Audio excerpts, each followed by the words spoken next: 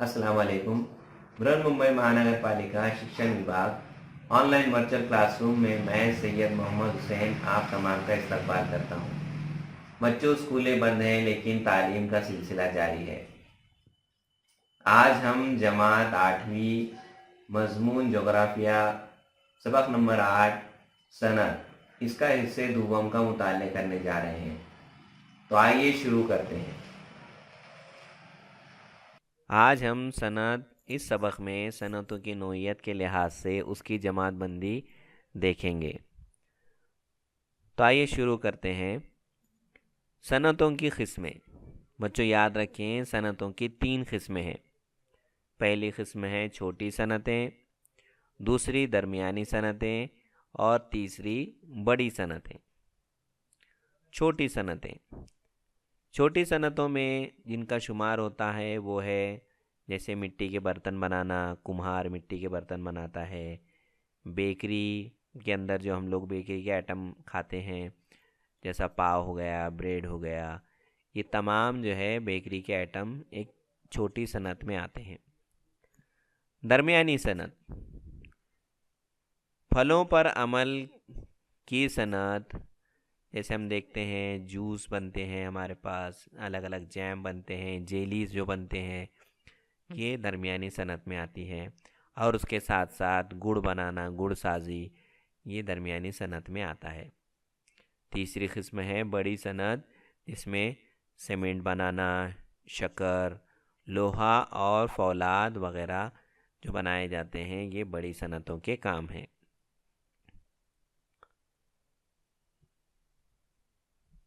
आइए दिमाग पर जोर दें, आपके अतराफ में कौन सी सनतें कायम हैं और इससे आपको किस तरह का फ़ायदा होता है, इस बारे में मालूमात हासिल कीजिए।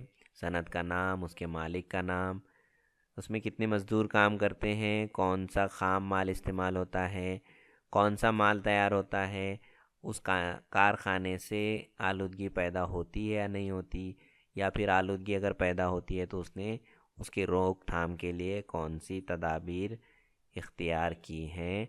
और आप जब बड़े हो जाएंगे तो आप अपनी सनत के ज़रिए समाज के लिए क्या करेंगे, ये तमाम चीज़ें बच्चों अपने सरपरस्त उस्ताद की मदद से इसको अमल करके देखिए। ज़रा गौर कीजिए, नीचे दी हुई 3 तस्वीरों का मुशाहिदा कीजिए और पूछे गए सवालों के जवाब दीजिए। बच्चों आपको यहाँ पर 3 तस्वीरें नज़र आ रही हैं। सबसे पहले हम लोग जो अलिफ वाली तस्वीर है इसके बारे में जानते हैं। देखिए तस्वीर के अंदर कुछ औरतें पापड़ बना रही हैं, उसको बेला जा रहा है और उसको सेका जा रहा है। और उसके साथ जो दूसरी तस्वीर नज़र आ रही है उसके अंदर पैकेट बना जा रहे हैं, पापड़ के गिन के बराबर से पैकेट बन रहे हैं।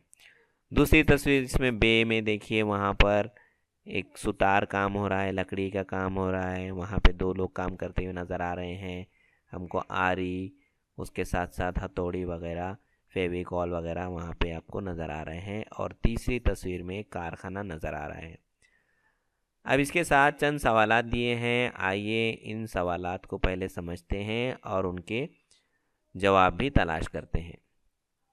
पहला सवाल है, पहली तस्वीर हमको देखना है अलीफ वाली तस्वीर। अलीफ में दिखाई गई सनत का नाम बताइए। अभी हमने समझा इस तस्वीर को, इस तस्वीर में हमें पापड़ बनाने की सनत नज़र आ रही है। दूसरा सवाल है, अलीफ और बे सनतों में फ़र्क नज़र आता है। क्या फ़र्क नज़र आता है? देखिए दोनों तस्वीर का अगर हम मुशाहिदा करेंगे तो पहली जो तस्वीर हमको नज़र आ रही है अलीफ में, इसमें पापड़ बना रहे हैं, यानी एक छोटी सनत है।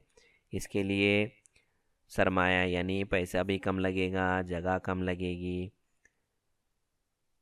मशीनी आलात वगैरह का इस्तेमाल कम नज़र आ रहा है। लेकिन जो दूसरी तस्वीर है ये दरमियानी सनत है, जिसके अंदर आपको मशीनें नज़र आ रही हैं जैसा हमने बताया, और उसमें 2 लोग काम करते हुए नज़र आ रहे हैं जिनके पास कुछ औजार भी हैं, जैसा हमने बताया हथौड़ी है, आरी है, लकड़ी है। تو یہ مشینی آلات کا استعمال یہاں پر ہو رہا ہے، اس لیے مشینی آلات عوامل کی نسبت زیادہ ہے، پہلی تصویر کے بنسبت زیادہ آلات کا استعمال یہاں پہ ہو رہا ہے۔ تیسرا سوال ہے، تصویر جیم میں دکھائی گئی صنعت میں کیا امتیاز نظر آتا ہے، یعنی کیا کیا فرق نظر آ رہا ہے ہم کو جیم سے۔ تو تصویر جیم کی جو صنعت ہے اس میں جگہ، مشینی آلات اور بہت ساری ہم کو جو نظر آ رہی ہے ایک بڑی انڈسٹری، یعنی ایک بڑی صنعت نظر آ رہی ہے جس کے اندر بہت سارے لوگ کام کرتے ہوں گے، بہت ساری مشینوں کا استعمال ہوتا ہوگا۔ تو یہ فرق ہم کو اس صنعت میں نظر آتا ہے۔ اگلے سوال کی طرف بڑھتے ہیں، تصویر میں دی ہوئی صنعتوں کی قسمیں پہچانیے۔ اب ہم جب یہ تین تصویروں کو دیکھتے ہیں الف، بے اور جیم میں، تو سب سے پہلے ہم دیکھیں گے الف میں پاپڑ بنانے کی جو صنعت ہے یہ چھوٹی صنعت ہے۔ اسی طرح تصویر بے میں لکڑی کے کام ہو رہا ہے، وہاں پہ لکڑی سے اشیاء بنائی جا رہی ہیں، اس کو ہم کہیں گے درمیانی صنعت۔ اور تیسری جو شکل ہے جیم، اس میں ہم کو ایک بڑی صنعت نظر آتی ہے، اس لیے اس کو ہم کریں گے بھاری صنعت یا بڑی صنعت کہتے ہیں۔ جغرافیائی وضاحت۔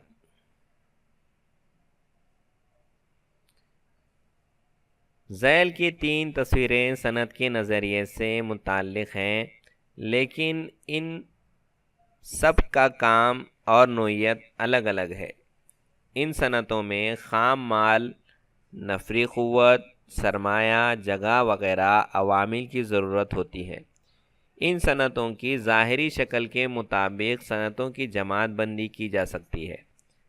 اکثر ایک صنعت کا پختہ مال دوسری صنعت میں خام مال کے طور پر استعمال ہوتا ہے۔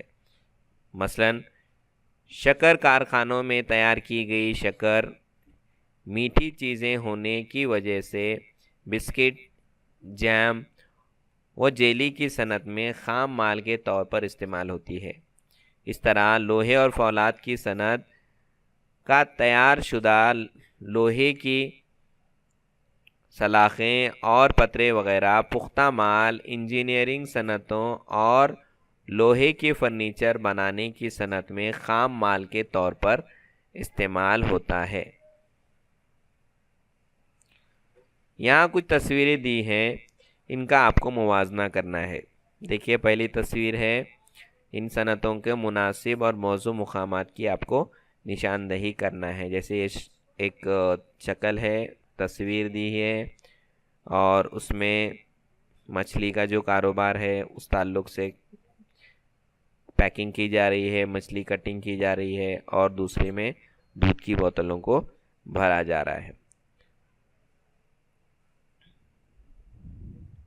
ذرا غور کیجیے، نیچے دی ہوئی تین تصویروں کا مشاہدہ کیجیے اور پوچھے گئے سوالات کے جواب دیجیے۔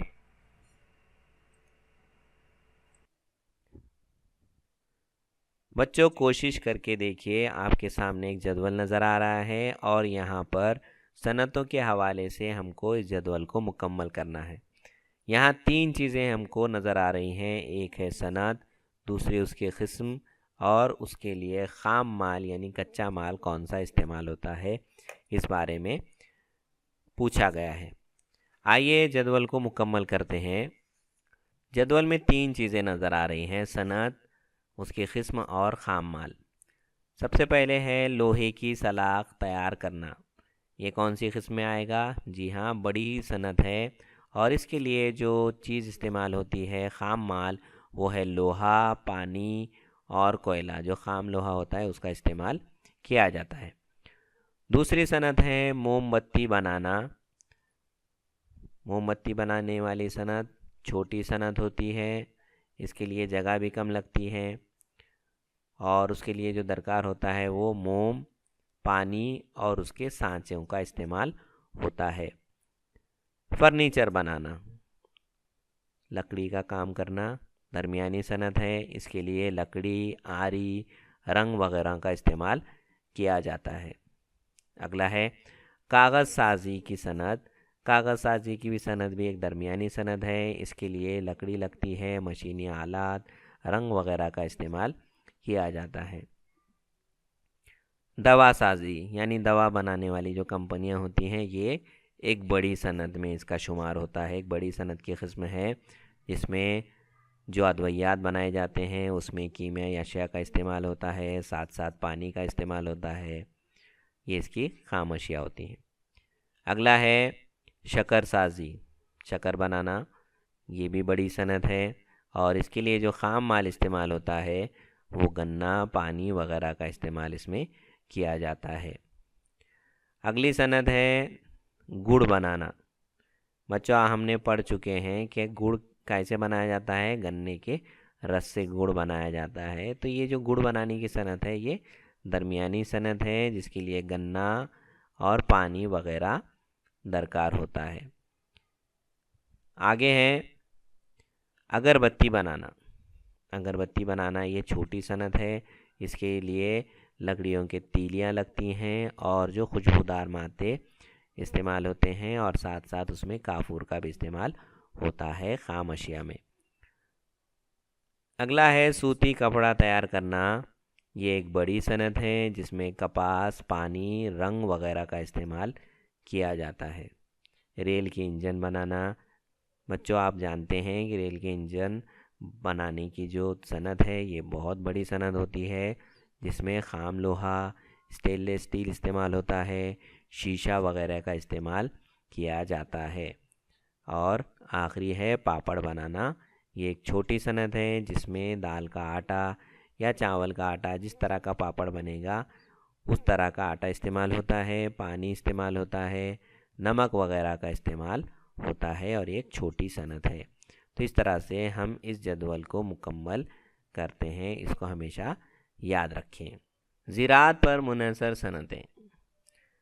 بچوں ہم جانتے ہیں کہ ہمارا ملک ایک زرعی ملک ہے، بہت بڑے پیمانے پر ہمارے پاس کاشتکاری کی جاتی ہے، اور بھارت کی زرعی پیداوار میں فرق پایا جاتا ہے، تنوع پایا جاتا ہے، اس لیے یہاں زراعت پر منحصر الگ الگ صنعتیں قائم ہوتی ہیں۔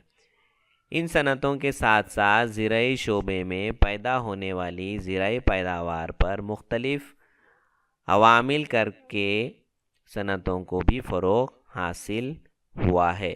اس میں ڈیری صنعت، پھلوں پر عمل کی صنعت، اناج پر عمل کی صنعت، گڑ سازی وغیرہ زراعت پر منحصر صنعتیں ہر طرف قائم ہیں۔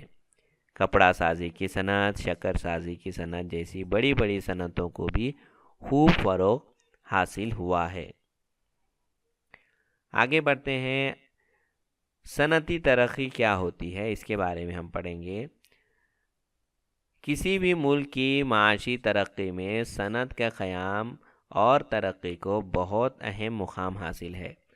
ملک کی شہریوں کی معیار زندگی کو بلند کرنے میں، فی کس آمدنی میں اضافے کے لیے صنعت کاری کی ترقی بہت ضروری ہے۔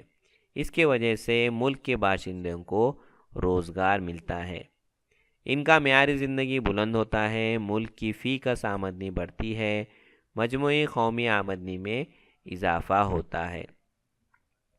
دیکھیے بچوں، جس ملک میں زراعت اچھی ہوتی ہے وہاں پر صنعتیں قائم ہوتی ہیں، اور اگر کوئی صنعت قائم ہوتی ہے، جیسے ہم اگر بڑی صنعت کی بات کریں گے، شکر کی فیکٹری ہے، یا پھر کپڑے کی صنعت ہے، یا اور بھی جو دیگر صنعتیں ہیں، یہ جب صنعتیں لگتی ہیں تو اس کے اندر بڑے پیمانے پر لوگوں کو روزگار ملتا ہے، نوکریاں ملتی ہیں، اور لوگوں کی آمدنی اس کے اندر بڑھ جاتی ہے، فی کس آمدنی بڑھ جاتی ہے، جس سے لوگوں کا معیار زندگی بلند ہوتا ہے۔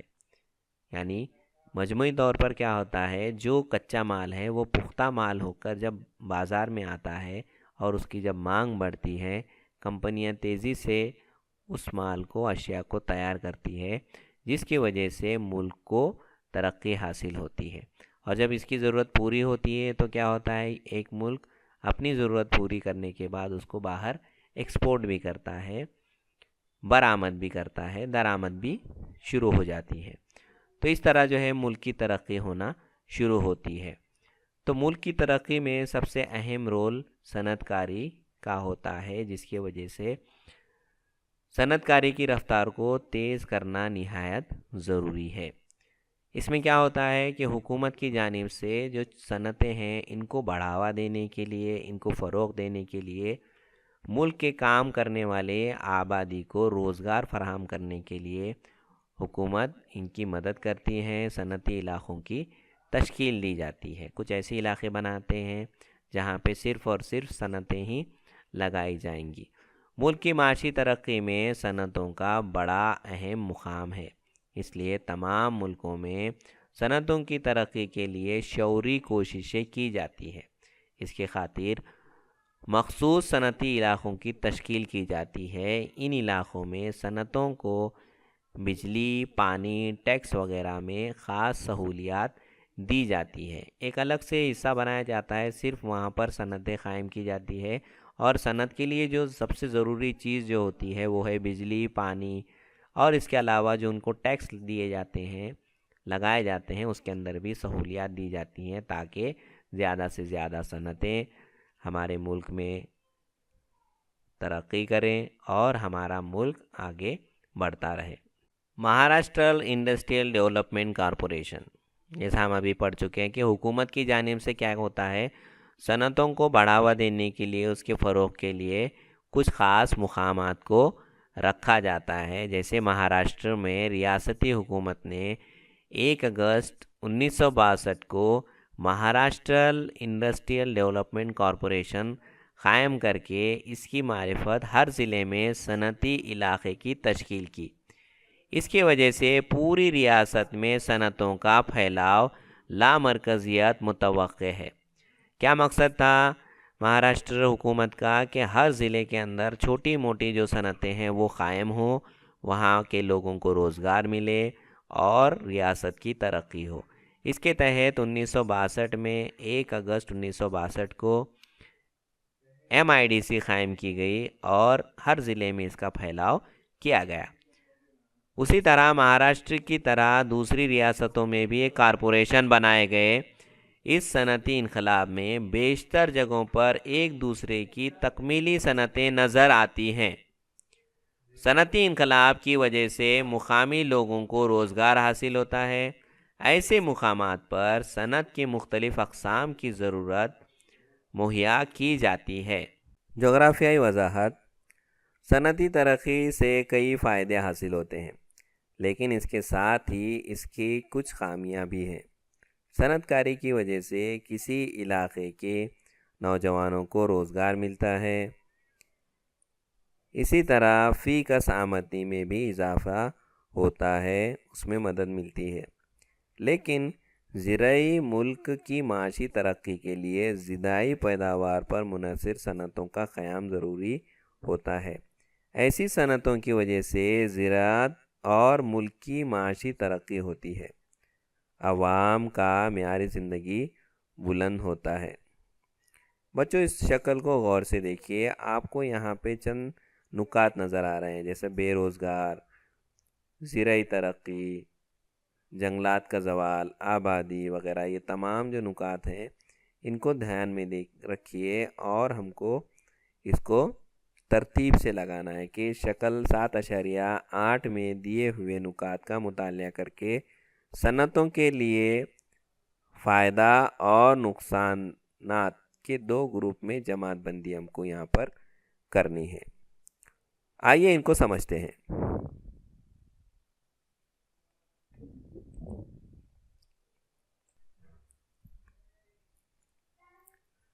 صنعتوں کے لیے فائدہ مند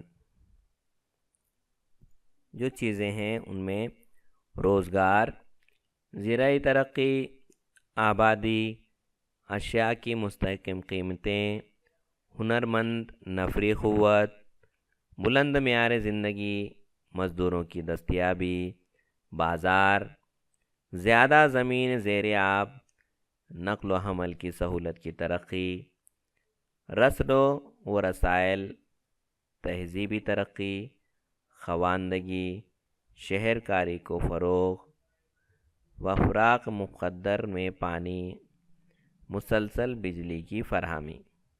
یہ تمام چیزیں صنعتوں کے لیے فائدہ مند ثابت ہوتی ہیں، لیکن اس کے ساتھ ساتھ صنعتوں کے لیے نقصان دہ یا مسائل پیدا کرنے والی چیزیں بھی اس میں شامل ہیں، جیسے جنگلات کا زوال ہونا، لکڑیاں کٹیں گی تو جنگل کم ہو جائیں گے، جس سے آلودگی بڑھ جائیں گی، آلودگی، زمین کی بڑھتی قیمتیں، جھوپڑ پٹی، مفلسی، نقل مکانی کرنے والوں کی تعداد یہ بڑھ جائے گی۔ اطلاعاتی ٹیکنالوجی کی صنعت۔ اطلاعاتی ٹیکنالوجی موجودہ دور کے انجینئرنگ کا ایک نہایت اہم شعبہ ہے۔ اس شعبے کے سہارے کام کاج کمپیوٹر کی مدد سے چلتے ہیں۔ اس صنعت میں بھارت نے قابل قدر ترقی کی ہے۔ آج ہم دیکھتے ہیں کہ ہم کو ہر جگہ کمپیوٹر نظر آتا ہے، چاہے آپ بس کا ٹکٹ نکالنے جائیں، چاہے ٹرین کا ٹکٹ نکالیں، یا پھر ہم آج جس دور میں ہیں لاک ڈاؤن کے پیریڈ میں ہم جو ہے کمپیوٹر کی مدد سے یا موبائل کی مدد سے ہم لوگ آن لائن ٹیچنگ کر رہے ہیں۔ ہر جگہ ہم کو کمپیوٹر کا استعمال نظر آتا ہے۔ اس صنعت میں بھارت نے بہت ترقی کی ہے۔ اس کے خاص اسباب اس صنعت میں موجود نہایت چست اور ماہر نفسی قوت کا اعتراف ہے۔ اس کی وجہ یہ ہے کہ ہمارے پاس جو صنعتیں اور جس چستی سے پھرتی سے جو لوگ نفسی قوت سے جو کام کرنے والے جو لوگ ہیں، اس کی وجہ سے یہ بہت تیزی سے ہمارے ملک میں پھیل گیا ہے۔ اس صنعت میں تکنیکی معلومات تلاش کرنا، حاصل کرنا، ان کا تجزیہ کرنا اور جمع کرنا، نیز ترسیل کی شکل میں پیش کرنا، طلب کے مطابق اسے فراہم کرنا جیسے کام ہوتے ہیں۔ یہ تمام تر معلومات انٹرنیٹ کی مدد سے کمپیوٹر، موبائل وغیرہ ذریعے سے توسط کی منظم کی جاتی ہیں۔ ان سب کے لیے خاص کمپیوٹر نظام کی تشکیل بھی اس صنعت کا ایک خاص حصہ ہے۔ دیکھتے ہیں ہم لوگ بچوں کہ آج کے دور میں جو ٹیکنالوجی کا دور ہے، اس میں کوئی بھی چیز کو بڑے آسانی سے ہم معلومات جمع کرتے ہیں، اس کو کیٹیگرائز کرتے ہیں، ترسیل کرتے ہیں، اس کو الگ الگ حصوں میں بانٹ دیتے ہیں اور اس کو آسانی سے ہم پیش کر سکتے ہیں۔ یہ کیوں پاسبل ہوا ہے؟ یہ کمپیوٹر اور موبائل کے ذریعے پاسبل ہو گیا ہے اور ایک سسٹمیٹک طریقے سے کام کرتا ہے۔ آج کمپیوٹر اور ٹیکنالوجی کا بڑا استعمال ہوتا ہے۔ مختلف قسم کی معلومات کمپیوٹر میں ذخیرہ کی جاتی ہیں اور اس کا پورا دنیا میں استعمال کیا جاتا ہے۔ جیسے ہم دیکھتے ہیں کہ آج ہم انٹرنیٹ کے اوپر اگر کچھ سرچ کریں گے، کچھ ڈالیں گے، لکھیں گے تو فوراً ہم کو وہ معلومات مل جاتی ہے۔ اس کی وجہ کیا ہے کہ تمام معلومات کو ایک جگہ پر ذخیرہ کیا گیا ہے۔ جیسے ہم لکھتے ہیں، کوئی ویب سائٹ کے اوپر جاتے ہیں، ہم www جیسے ہم نے لکھا، ورلڈ وائڈ ویب جس کو بولتے ہیں، اور اس میں ہم جب سرچ کرتے ہیں تو جتنی چیزیں، جو چیز آپ تلاش کر رہے ہیں اس کے تعلق سے ساری چیزیں کمپیوٹر ایک سیکنڈ میں آپ کے سامنے لے کر آتا ہے اور ہم کو اس کے اندر جو چیز ہماری کام والی ہے ہم اس کو فوراً تلاش کرتے ہیں، چاہے وہ کمپیوٹر ہو، چاہے ہمارا موبائل ہو۔ اس میں ہم ان تمام تکنیکی چیزوں کا استعمال آسانی سے کر سکتے ہیں۔ صنعتوں کی سماجی ذمہ داری۔ نفری صنعت کار یا صنعتوں کے گروہ کی سماج کی فلاح نیز ماحول کے متوازن رکھنے کی سرگرمیاں صنعتوں کی سماجی ذمہ داری سمجھی جاتی ہے۔ سماج کی تئیں ذمہ دار یا سماج کے تئیں اس بات پر کاربند رہنا کہ سماج کے کسی ضرورت مند فرد یا ادارے کو مدد کر کے سماج کے لیے مفید کام کرنا ضروری ہے۔ اس مقصد کے تحت 5 کروڑ سے زیادہ منافع کمانے والی صنعت کاروں یا صنعتی گروہوں کو اپنے منافع کی کم سے کم 2% رقم سماج کی فلاح و بہبود کے کاموں کے لیے خرچ کرنا ہے۔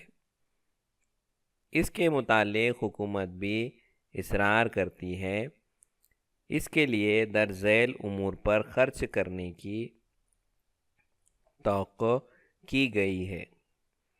دیکھیے بچوں، جب کوئی صنعت اچھا کام کر رہی ہے، زیادہ منافع کما رہی ہے، یہاں پہ جو ہمارے جو بڑے بڑے صنعت کار ہیں وہ اگر اپنا منافع کو کم سے کم 5 کروڑ پار کر لیتے ہیں، ان کا منافع اگر 5 کروڑ تک پہنچ جاتا ہے، تو ایسے صنعتی کاروباروں کے اوپر اپنے منافع میں سے جتنا انہوں نے کمایا ہے اس میں سے 2% رقم سماج کے بھلائی کے لیے ان کو استعمال کرنا ہے۔ چاہے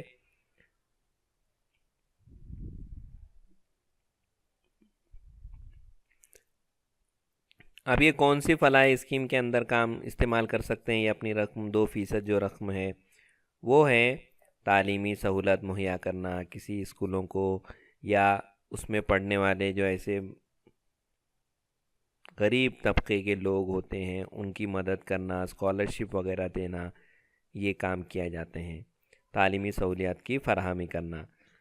اس کے بعد ہے دوسرا، صحت کے متعلق سہولیات مہیا کرنا۔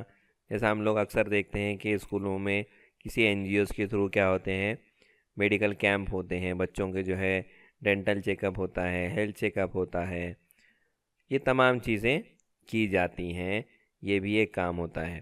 اس کے ساتھ ساتھ کسی گاؤں یا حلقے کو ترقی دینا، ایسی کمپنی کیا کہتی ہیں، اپنے 2% جو رقم ہے وہ سماج کی فلاح کے لیے استعمال کر رہے ہیں، یعنی ایک چھوٹا سا گاؤں ہے اس کو کیا کرنا ہے، دتک لیتے ہیں، یعنی اس کی جو سڑکیں ہیں وہاں پر اگر پانی کا انتظام نہیں ہے تو یہ تمام چیزیں یہ کمپنی جو ہے اپنی 2% جو رقم ہوتی ہے جس میں فلاح کے کام کرنا ہے وہ کیا کرتی ہیں۔ اس کے ساتھ ساتھ ایسے بے سہارا افراد کے لیے چلائی جانے والی ماحولیاتی ترقی کی امداد مراکز وغیرہ کی مدد کرنا، جو ہم لوگ دیکھتے ہیں اولڈ ایج ہوم ہوتے ہیں، یا پھر جو یتیم بچوں کے جو یتیم خانے ہوتے ہیں وہاں پر بھی یہ افراد مدد کرتی ہیں، یہ صنعت کار مدد کرتے ہیں۔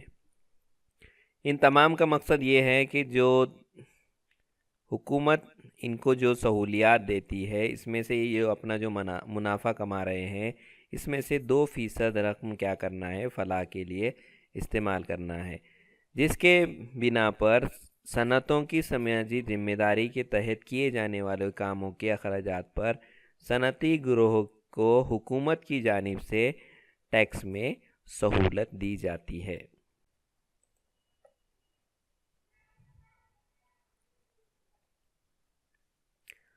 کیا آپ جانتے ہیں صنعت کاری اور ماحول؟ صنعتوں میں خام مال پر مختلف عمل کر کے ان سے پختہ مال بنایا جاتا ہے۔ صنعتوں میں اس قسم کے اعمال اور پختہ مال بنانے کے دوران کچھ مضر بقیات مادے اور علائندے باقی نکلتے ہیں، جس کی وجہ سے ہوا، پانی، آواز اور زمین کی آلودگی ہوتی ہے۔ ایسی آلودگی کو صنعتی آلودگی کہتے ہیں۔ جیسے ہم نے پڑھ چکے ہیں بچوں کہ ہم جیسے شکر سازی کی صنعت کے بارے میں پڑھ رہے تھے ہم، تو جب شکر کے لیے جو درکار ہوتی ہے گنا ہوتا ہے اور پانی درکار ہوتا ہے، تو یہ جو شکر بننے کا عمل ہوتا ہے اس کے اندر جو پانی نکلتا ہے جس میں کیمیائی اشیاء شامل ہوتی ہیں، اور یہ جو ہے پانی ہماری ندیوں میں نالوں تک آ جاتا ہے، یا پھر جو کیمیکل فیکٹریز ہوتی ہیں ان کے اندر سے نکلنے والا جو بقیات ہوتے ہیں، یعنی کچرا جن کو ہم کہتے ہیں، یہ اس سے کیا ہوتا ہے، ہوا خراب ہوتی ہے، کاربن ڈائی آکسائڈ کا مقدار بڑھ جاتا ہے، اس کے ساتھ ساتھ آواز کی آلودگی بھی ہوتی ہے اور زمین کی بھی آلودگی ہونے لگتی ہے۔ تو اس کے لیے صنعت کاروں کو کچھ ماحول کے تعلق سے تدابیر کرنی چاہیے۔ صنعتی آلودگی کی وجہ سے پیدا ہونے والی ماحولیاتی آلودگی کے مسائل کے متعلق آج عالمی سطح پر بڑی سنجیدگی سے غور و فکر کیا جاتا ہے۔ صنعتوں کے مقام طے کرتے وقت مقامی بندی کی روایت عوامل کے ساتھ ماحولیاتی عوامل کو بھی مخلوط رکھا جاتا ہے۔ کارخانوں کے ذریعے ہونے والی آلودگی پر قابو رکھنے کے لیے کارخانوں کے انتظامیہ کو مضر باقیات اور لائندوں کا صحیح ڈھنگ سے ٹھکانے لگانے کا انتظام کرنا چاہیے۔ ایندھن کی بچت کرنے والی گاڑیاں اور آلات اپنانے چاہیے۔ آلودگی پر قابو قدرتی وسائل کے تحفظ، ماحولیاتی انتظامی منصوبہ بندی وغیرہ کا خیال رکھنا ضروری ہے۔ بھارت میں صنعتی آلودگی کو روکنے کے لیے ریاستی اور قومی سطح پر کچھ قوانین اور اصول بنائے گئے ہیں۔ مثلاً پانی اور فضائی آلودگی کو قابو میں رکھنے کے لیے قانون، ماحولیات کا تحفظ اور بقا و اصلاح کے قانون۔ بھارت حکومت کو آلودگی پر قابو رکھنے کا مرکزی محکمہ آلودگی کے متعلق کام کاج پر نظر رکھتا ہے۔ اس تعلق سے قانون کی خلاف ورزی کرنے والے کارخانوں کے انتظامیہ کو اس کا جواب دہ اور قابل سزا ٹھہراتا ہے۔ دیکھو بچوں، جتنے ہم نے یہ چیزیں پڑھی ہیں کہ صنعت جب قائم ہوتی ہے تو اس کے کچھ رولز ہوتے ہیں کہ آپ، جیسا ہم نے بتایا MIDC قائم ہوتی ہے، رہائشی علاقوں میں صنعت نہیں لگائی جاتی جس سے آلودگی پھیلے، لوگوں کی صحت خراب ہو۔ اسی طرح کچھ ایسی صنعتیں ہوتی ہیں جیسے ہم نے ابھی کیمیکلز کی صنعتوں کی بات کی، تو ان کو آبادی سے کافی دور رکھا جاتا ہے، اور اس کے اندر کا جو بقیات یعنی جو کچرا نکلتا ہے، جو کیمیائی مادے نکلتے ہیں جس سے زمین آلودہ ہو سکتی ہے، پانی اگر آلودہ ہے اور اگر کسی جانور نے اس کو پی لیا تو وہ جانور کی بھی موت ہو سکتی ہے۔ تو ان کی جو بقیات نکلتے ہیں، جو کچرا، جو فاسد مادے جو ہوتے ہیں، ان کا ٹھکانہ صحیح سے ان کو کرنے کے خاص اصول بنائے گئے ہیں۔ اور اس کے ساتھ ساتھ جو فضائی آلودگی ہوتی ہے اس کو روکنے کے لیے جہاں پر یہ کارخانے قائم ہوتے ہیں اس کے اطراف میں تمام جتنی صنعتیں ہوتی ہیں، ان کو جو فضائی آلودگی پھیلاتی ہیں، ان کو کافی ہزاروں کی تعداد میں درخت لگانے پڑتے ہیں، جس کی وجہ سے وہاں پہ جو آلودگی ہو رہی ہے، جو کاربن ڈائی آکسائڈ کی مقدار بڑھ رہی ہے، اس کو قابو میں لایا جا سکے۔ اور حکومت ہر وقت اس کے اوپر نظر رکھے ہوتی ہے، اور جو قانون کی خلاف ورزی کرتا ہے ان کارخانوں کے خلاف کارروائی بھی کی جاتی ہے۔ کوشش کر کے دیکھیے، بھارت میں کئی اہم عوامی صنعتی گروہ قائم ہیں جن کے مخفف یعنی ان کے شارٹ نیم کچھ یہاں پہ دیے ہوئے ہیں۔ درج مخففات کا مکمل نام تلاش کیجیے اور بیاض میں لکھیے، جیسا دیکھیے BHEL، BEL، HAL، ONGC، NTCP، NTC، CAL، GIL مثلاً۔ جیسا ایک مثال کے طور پر یہاں پہ دیا ہے BHEL کے لیے بھارت ہیوی الیکٹریکلز لمیٹڈ۔ تو بچوں آپ کو یہ تلاش کرنا ہے، اپنے سرپرست استاد کی مدد سے اس کو تلاش کیجئے، انٹرنیٹ کا استعمال کیجئے۔ اس کے ساتھ ساتھ یہ بھی دیکھنا ہے، کوشش کر کے دیکھیے، اہم اطلاعاتی ٹیکنالوجی کے مراکز کو IT ہب کے نام سے جانا جاتا ہے۔ انٹرنیٹ کی مدد سے تلاش کیجئے کہ بھارت میں ایسے مراکز کن شہروں میں ترقی پائے ہیں، اور بھارت کے نقشے کے خاکے میں ان مرکز کے اشارے کے ذریعے نشاندہی کیجئے۔ IT ہب کو آپ کو تلاش کرنا ہے، یہ بھی معلومات آپ کو انٹرنیٹ پر مل جائیں گی۔ آگے بڑھتے ہیں، آبی خواندگی کیا ہوتی ہے؟ دیکھو، ہم لوگ روزانہ پانی کا استعمال کرتے ہیں، اور پانی یہ ایک وقت کی بہت بڑی ضرورت ہے۔ ہمیں اس کا استعمال سوچ سمجھ کر کرنا چاہیے، جتنا استعمال ہے اتنا ہی کرنا چاہیے، اس سے زیادہ استعمال نہیں کرنا چاہیے، کیونکہ پانی انسانی زندگی کے اہم بنیادی ضرورت ہے۔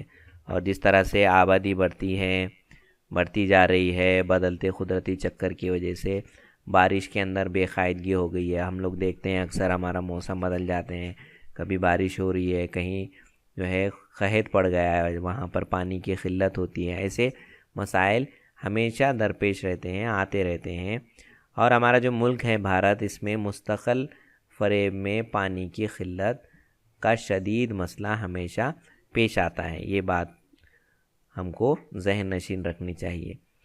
بھارت میں آبی صنعتوں کے سروے کے دوران سامنے بہت ساری باتیں آئی ہیں، جن میں بھارت قدرتی وسائل سے مالا مال ملک ہے۔ بھارت کے دریاؤں کو بارش سے پانی ملتا ہے۔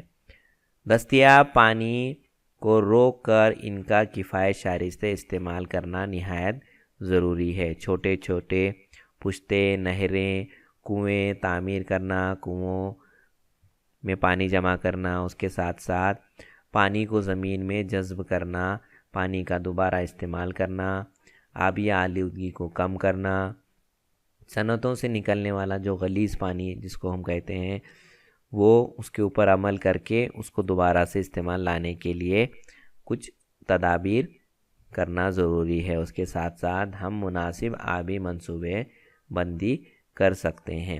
ہم اپنی ذات سے ضرورت کے تحت پانی کا استعمال کرتے ہوئے پانی کو ضائع نہ کریں اور پانی کا کم سے کم استعمال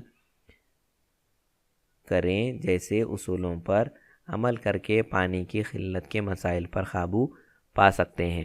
آبی منصوبہ بندی کے متعلق عوام میں بیداری پیدا کرنا وقت کی اہم ضرورت ہے، تو اس کے اوپر آپ کو دھیان دینا ہے اور پانی کا کم سے کم استعمال کرنا ہے، بلا وجہ پانی کا اسراف نہیں کرنا چاہیے۔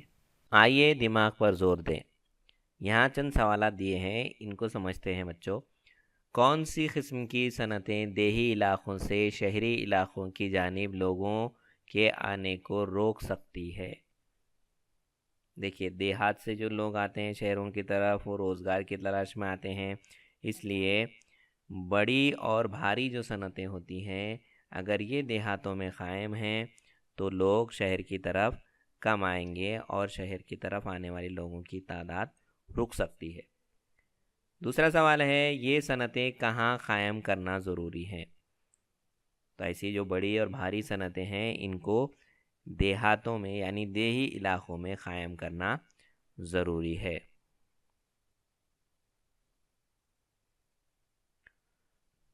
بچوں اس بات پر غور کریں، جب آپ بڑے ہو جائیں اور اگر آپ کے ذہن میں اپنی صنعت شروع کرنے کا ایک خیال ہے تو آپ کیا کریں گے؟ صنعت کار بن جائیں تو ذیل میں سے کون کون سے کام کریں گے اس کو اپنی بیاض میں لکھیے، اس کے بارے میں سوچیے۔ صرف نفع کمائیں گے، ایک صنعت سے دوسری یا اس کی تکمیلی صنعت قائم کریں گے، ٹیکس سے مستثنی منافع کی رقمات اور کچھ رقم سماجی کاموں کے لیے خرچ کریں گے، یا نئے کاروبار کی تشکیل کے لیے کوشش کریں گے؟ اس کے جواب آپ خود تلاش کیجئے اور اپنی بیاضوں میں لکھیے۔ تو بچوں آج ہمارا یہ سبق صنعتیں یہیں ختم ہوتا ہے۔ چلتے چلتے ایک سوال کا جواب تلاش کیجئے، انٹرنیٹ پر جائیے اور آپ کے سامنے جو شکل نظر آ رہی ہے اس کو تلاش کیجئے۔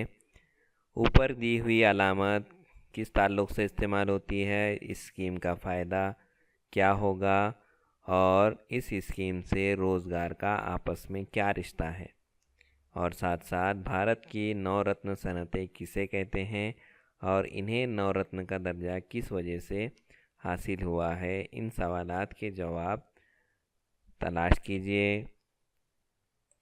ہاں تو بچوں آج ہم نے سبق نمبر 8 صنعت اس سبق کا مطالعہ کیا۔ امید ہے آپ کو یہ سبق سمجھ میں آ گیا ہوگا۔ اگلے سیشن میں ایک نئے سبق کے ساتھ پھر ملیں گے۔ مجھے دیجیے اجازت۔ اللہ حافظ۔ ایجوکیشن اردو اسٹینڈرڈ 1 چینل کو ضرور سبسکرائب کریں اور بیل آئیکن ضرور دبائیں تاکہ روز آنے والی ویڈیو کے نوٹیفیکیشن آپ کو ملتی رہیں۔